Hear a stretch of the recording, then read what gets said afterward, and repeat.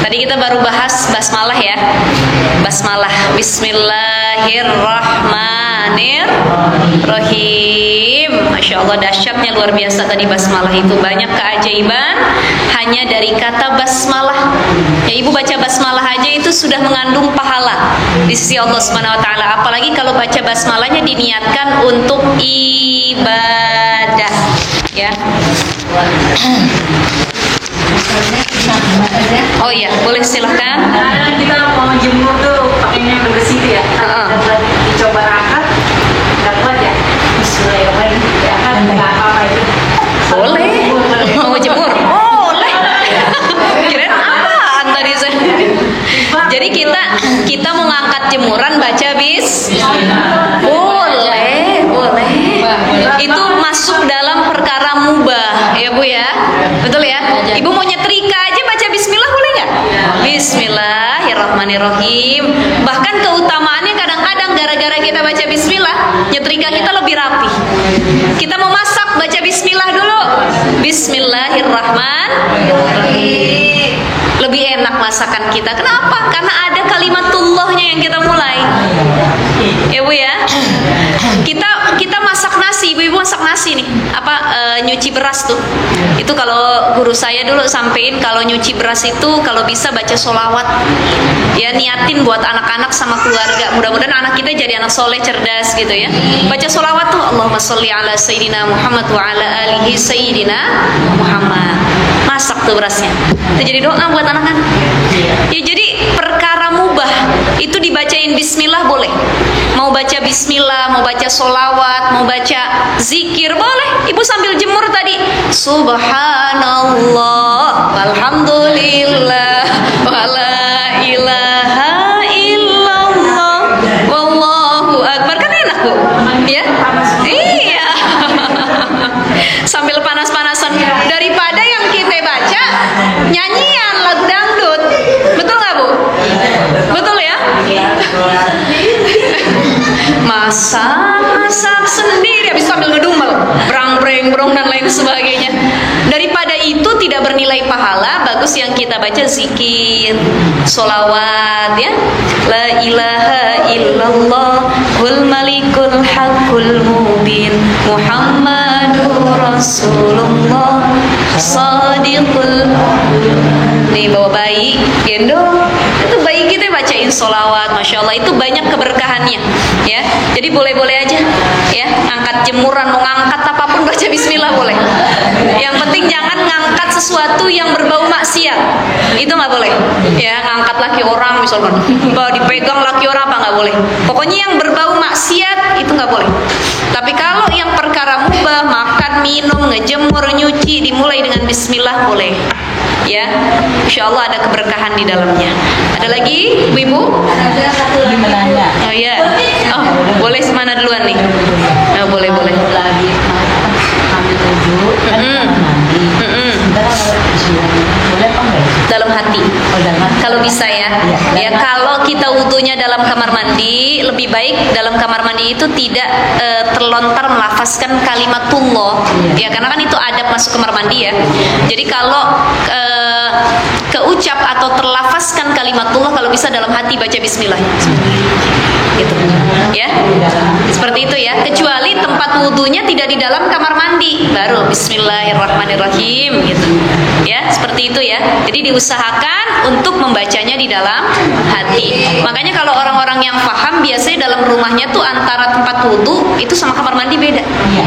Ini kayak di masjid musola kan kamar mandi beda, tempat wudu beda. Kenapa? Itu lebih memisahkan, mengkhususkan. Karena kan kalau kamar mandi itu jatuhnya tempat yang kotor ya. Sebaik-baik tempat itu adalah masjid. Seburuk-buruk tempat itu adalah pasar. Kamar mandi juga tuh. Kenapa? Banyak syaitonnya di dalamnya, jinnya. Ya. Makanya kita masuk kamar mandi ada doa. Allahumma inni wajjahtu wajhiya. Allahumma inni a'udzubika minal khubusi wal khaba'is. Ya Allah, aku berlindung kepadamu dari setan laki-laki dan setan perempuan. Maksudnya bagaimana Ustazah? ada setan laki-laki, ada setan perempuan, bisa jadi jin. Tapi setan itu adjektif, kata sifat. Setiap hal yang disifati buruk itu setan. Jadi setan bukan hanya dari golongan jin, tapi manusia bisa jadi setan. Bu, manusia bisa jadi setan. Ibu melarang suami bakti sama orang tuanya, setan apa bukan? Ada suami nyuruh istrinya buka aurat, setan apa bukan? Setan. Jadi siapapun atau perkara apapun yang disifati buruk itu namanya setan.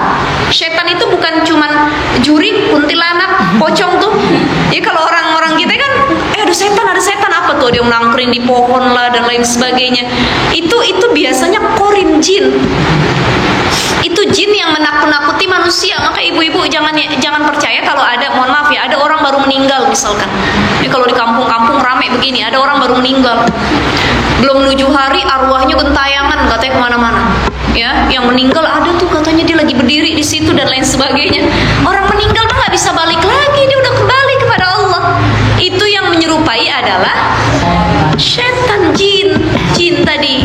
Ya, jadi setiap yang disifati buruk itu syaitan. Termasuk kita masuk kamar mandi, setan itu bukan cuma jin dalam kamar mandi, tapi penyakit itu juga setan. Kenapa? Buruk, ganggu kesehatan kita.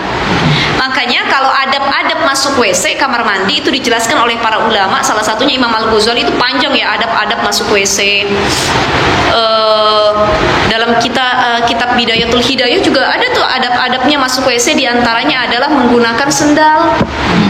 Tuh kalau masuk WC kenapa? Karena ada kuman di dalam WC yang itu tuh bisa jadi penyakit buat kita.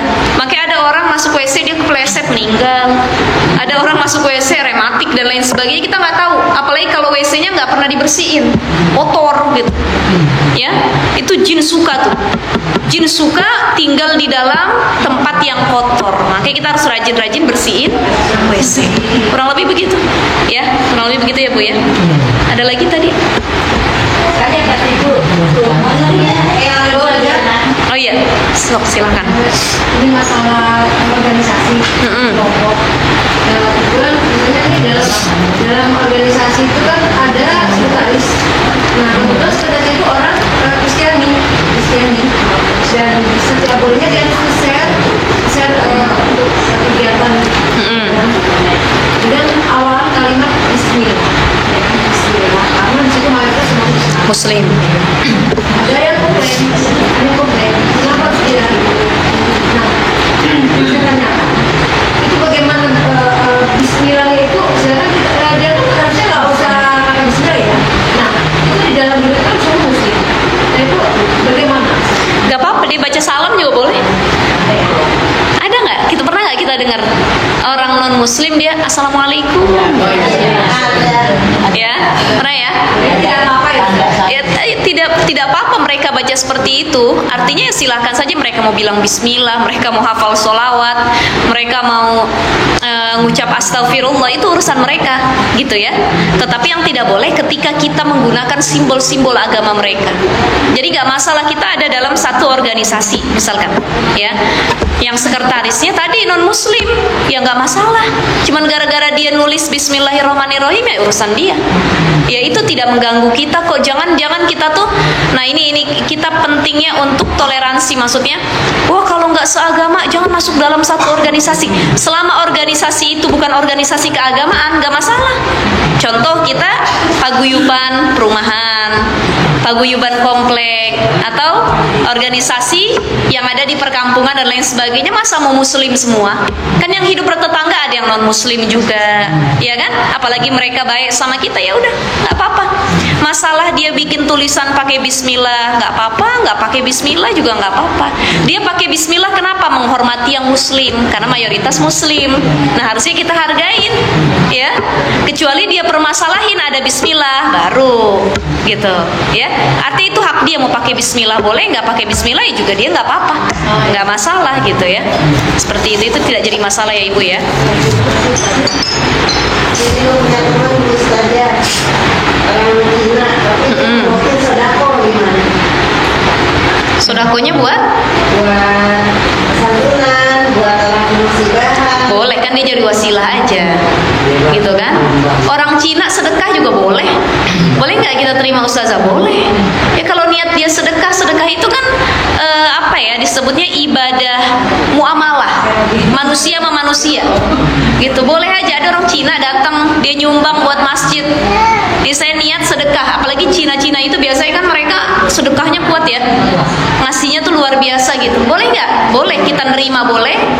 Dia bantuin mintain sedekah jadi wasilah, itu juga boleh, nggak apa-apa ya kan, karena membantu sesama. Misal contoh, ada satu kampung kena bencana alam, si orang Cina ini dia mintain sedekah, dia jadi wasilah nih yang datang ke sana kemari, tolong kita mau bantu kampung ini yang kena musibah. Boleh nggak? Boleh.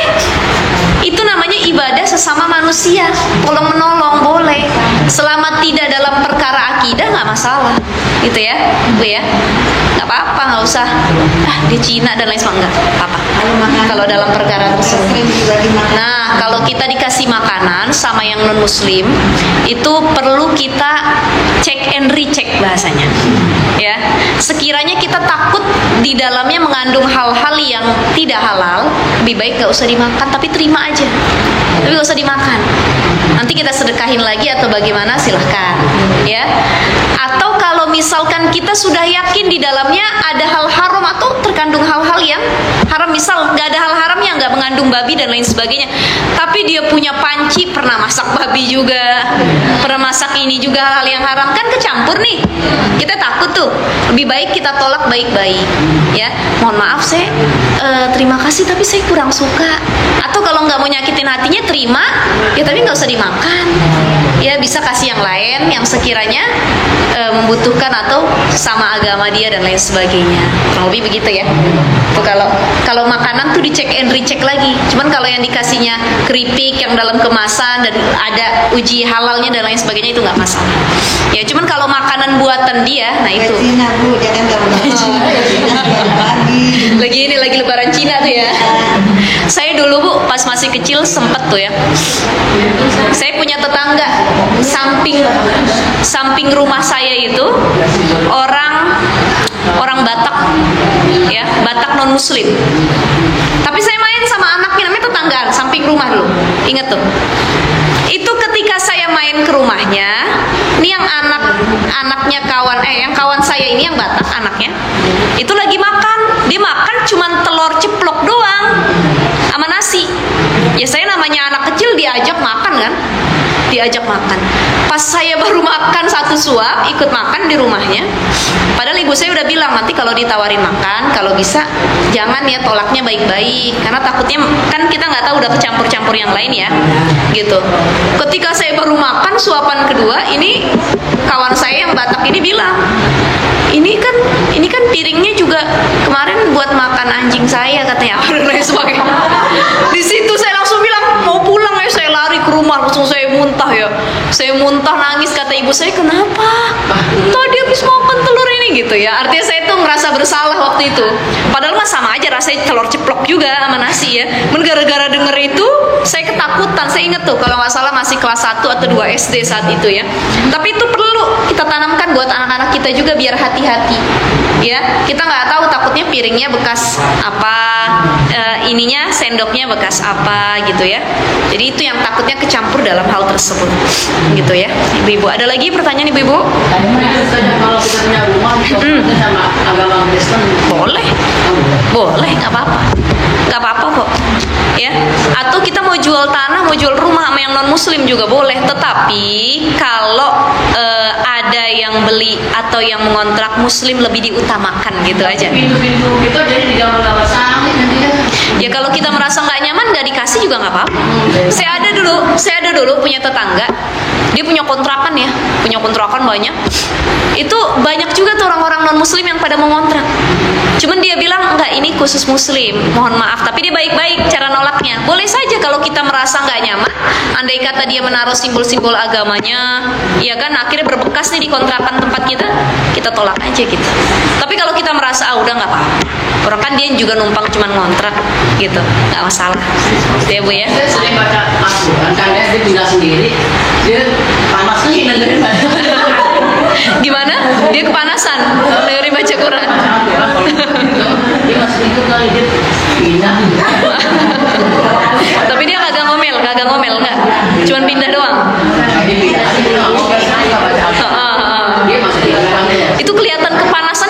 tuh? Gara-gara pindah itu.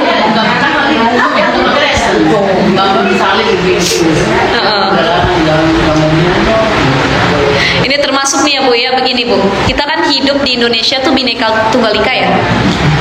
Ada beberapa agama yang diakui di Indonesia, tapi mayoritas memang mendominasi itu Muslim. Banyak kan kita Muslim di Indonesia, mau dimanapun Muslim rata-rata. Kecuali kalau kita ke Bali itu mayoritas Hindu, ya dan lain sebagainya. Kalau Depok Insya Allah Muslim nih mayoritas. Nah, kita punya teman, tetangga, kerabat yang dia non Muslim, tapi dia dalam tanda kutip maaf ya, kalau non Muslim itu kan disebut kafir ya, tapi kafirnya itu kafir zimmi, bukan kafir harbi. Ini kafir terbagi dua. Ada kafir zimmi, ada kafir harbi. Kalau kafir zimmi adalah orang yang dia beda agama sama kita, tapi dia tuh nggak ganggu kita. Dia baik, itu kafir zimmi, jadi nggak boleh diperangin, haram darahnya itu, gitu. Tapi ada kafir harbi. Kafir harbi itu mereka juga yang mencelakai umat Islam, beda agama, dan mereka juga berusaha menyerang, membunuh umat Islam, maka memeranginya itu halal. Contoh di Palestina melawan Israel, ya. Israel itu kan kafir ya, kafirnya kafir harbi, boleh diperangi. Kenapa? Karena mereka juga mengganggu ketentraman Muslim. Tapi kalau di Indonesia kita punya tetangga, walaupun masuknya dia kafir juga, dalam artian kafir zimmi, ini nggak boleh diperangin. Kita punya tetangga non Muslim, dia kafir nih non Muslim nih. Besok saya bawain ini celurit katanya dan lain sebagainya, nggak boleh, nggak boleh. Diharamkan, tidak boleh. Kenapa? Karena mereka tidak mengganggu kita, ya.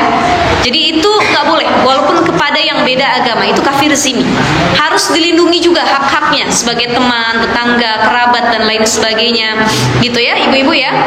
Nah termasuk begini Bu, mohon maaf Bu, kita kan mayoritas.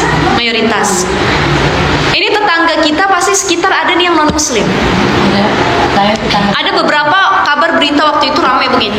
Ada non Muslim, dia datang ke masjid marah-marah gara-gara ngedenger sholawatan dan lain sebagainya yang terlalu kencang dan lain sebagainya gitu ya. Saran saya begini, kita kan kalau dakwah itu ya memang harus di mana-mana gitu ya, termasuk di masjid. Tetapi ada masjid-masjid tertentu yang dia toanya itu suaranya juga terlalu menggelegar sampai kemana-mana. Mohon maaf ya, kadang-kadang bukan hanya mengganggu yang non Muslim, tapi yang sesama Muslim pun di luar sana, misalnya ada anak lagi tidur apa, ini terlalu kencang nih. Jadi saran saya juga kalau kayak pengajian nih, kita pengajian gini, ini lebih baik mic dalam daripada mic luar. Kenapa? Menghargai yang non Muslim. Kecuali azan, mereka kan hidup di lingkungan Muslim, itu sudah apa tuh? Sudah memaklumi, oh iya suara azan dan lain sebagainya. Ada orang pengajian dia sampai teriak-teriak, dia sampai menggema suaranya. Ya bukan hanya mengganggu yang lain saja, tapi yang non Muslim pun merasa terganggu. Itu kita salah juga. Jadi hidup bertetangga dengan yang beda agama itu juga harus diperhatikan. Bagaimana adab-adabnya, ya, menghargai satu sama lain, jangan ada perbedaan. Kita sama yang Muslim ramah, sama yang non Muslim juga harus ramah. Saling membantu dalam kebaikan, ya, selama itu bukan akidah diperbolehkan. Tapi kalau udah bantu ini akidah, baru nggak boleh.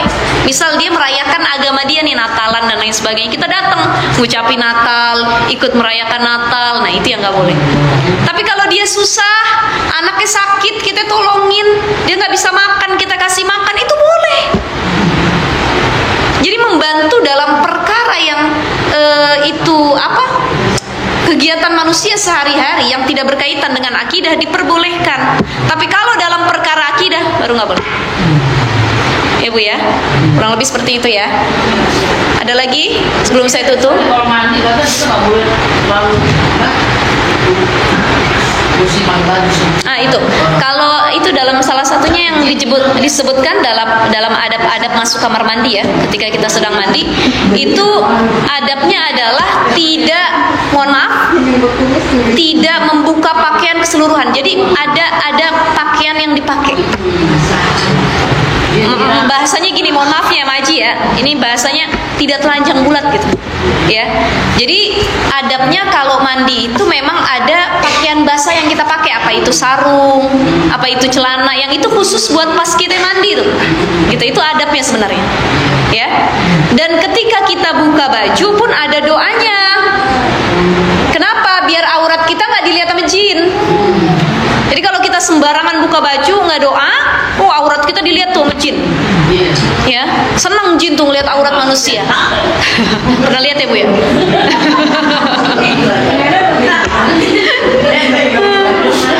Apa doanya ibu-ibu? Apal apa enggak? Doa buka baju? Enggak. Selama ini enggak doa? Bismillah aja udah alhamdulillah, itu bagus juga ya. Itu doanya ketika kita melepas pakaian, Bismillahi la ilaha illahu, atau Bismillahi la ilaha illahu. Bismillahi la ilaha illahu. Ya, Bismillahi la ilaha illahu. Itu baca doa ketika melepas pakaian. Kenapa? Biar tersingkap nih pandangan jin semua sama aurat kita. Ya kan ada orang sampai disenengin sama jin, ada orang sampai diikutin jin kemana-mana. Bisa jadi karena dia sering memperlihatkan auratnya, gitu ya. Maka kita di rumah pun kudu jaga aurat, Bu. Kalau nggak tahu terus aja. Ya kita sering pelajar. Ya kalau nggak tahu udah dimaafu kan, udah kelewat kan. Alhamdulillah masih dilindungi sama Allah gitu kan. Sekarang udah tahu ilmunya, nggak boleh kita ulang. Berarti harus diperbaiki. Jadi jangan demen telanjang, jangan demen buka baju sembarangan ya. Jadi harus memperhatikan aurat walaupun itu di rumah. Terakhir nih ibu-ibu terkait aurat, mohon maaf gini. Kita di rumah. Kalau bisa kita punya anak beda jenis kelamin sama kita harus jaga aurat juga. Biarpun anak kecil. Ini saya udah biasakan, anak saya sekarang umurnya baru 6 tahun. Tapi Kak, saya udah bilang kalau Umi masuk kamar mandi, kalau Umi lagi mandi atau Umi lagi ganti baju, kakak nggak boleh masuk, harus ketok pintu dulu. Masuk ke kamar orang tua, ketok pintu dulu. Abi, Umi atau gimana, nggak boleh asal masuk. Itu didikan. Biar dia nggak ngelihat aurat emak bapaknya sembarangan. Ada orang suatu rumah dia mandi dari kamar mandi ke kamarnya pakai anduk. Tuh anak perempuan jalan pakai anduk, ada bapaknya lagi nonton TV, emaknya jalan pakai anduk, ada anak lakinya lagi makan. Nah ini harus dijaga auratnya sebaik mungkin. Tetap pokoknya harus dijaga gimana pun. Ya, ini kita udah tahu ilmunya. Jangan sampai jadi bumerang gara-gara aurat yang kelihatan walaupun itu sama anggota keluarga sendiri. Banyak itu bapak, mohon maaf, yang melecehkan anak perempuannya, anak yang melecehkan ibunya, kakak laki-laki yang melecehkan adik perempuannya. Gara-gara apa? Kadang-kadang karena kita kurang paham menutup aurat. Kita nganggapnya udah deh ayah sendiri, anak sendiri, saudara sendiri. Padahal itu juga bisa jadi bumerang. Tuh. Dan kalau anak sudah di usia 7 tahun ke atas, itu pisahin tempat tidur kalau beda kelamin. Anak cewek cowok nggak boleh gabung. Anak laki tidur di mana, anak perempuan di mana, nggak boleh tuh. Apalagi sudah mendekati usia baligh. Itu anjurannya seperti itu. Ya. Ada lagi ibu-ibu? Udah? Sudah? Nenek semua ya, alhamdulillah. Sudah ya ibu-ibu ya. Alhamdulillahirabbil alamin. Nih, kita hari ini baru bahasnya cuman basmalah. Tapi itu panjang tuh ya. Baru basmalah. Insyaallah besok kita bahas alhamdulillah, karena ini tadi baru muqaddimah. Belum ke pembahasan. Bismillah, alhamdulillah, wassalatu wassalamu ala Rasulillah. Itu dibahas tuh, dipretelin satu-satu sama para ulama. Bismillah tuh apa, alhamdulillah tuh apa, wassalatu apa, wassalamu apa, itu nanti dibahas di pembahasan selanjutnya. Termasuk kita masuk nanti pembahasan rukun Islam. Biarpun ibu-ibu udah pada hafal, tapi nanti kita ulang lagi apa itu rukun Islam, apa itu rukun iman. Baru setelah itu masuk pembahasan tentang toharoh, wudhu dan lain sebagainya. Mudah-mudahan dalam keadaan sehat walafiat semuanya, ada rezeki, ada umur panjang. Bulan depan kita silaturahim lagi, kita ngaji bareng lagi, bermuajahah lagi. Insyaallah mudah-mudahan diistiqomahkan hati kita oleh Allah Subhanahu. Mari sama-sama kita baca Ummul Quran suratul Fatihah. Kita khususkan buat yang hadir ngaji, ya Allah mudah-mudahan hatinya diistiqomahkan, langkahnya dimudahkan, rizkinya diberkahi oleh Allah Subhanahu wa taala. Keluarganya Allah jadikan keluarga sakinah mawaddah warahmah. Anak-anaknya dijadikan anak-anak yang ahlul Quran, ahlullah, anak-anak yang taat kepada Allah dan taat kepada orang tua.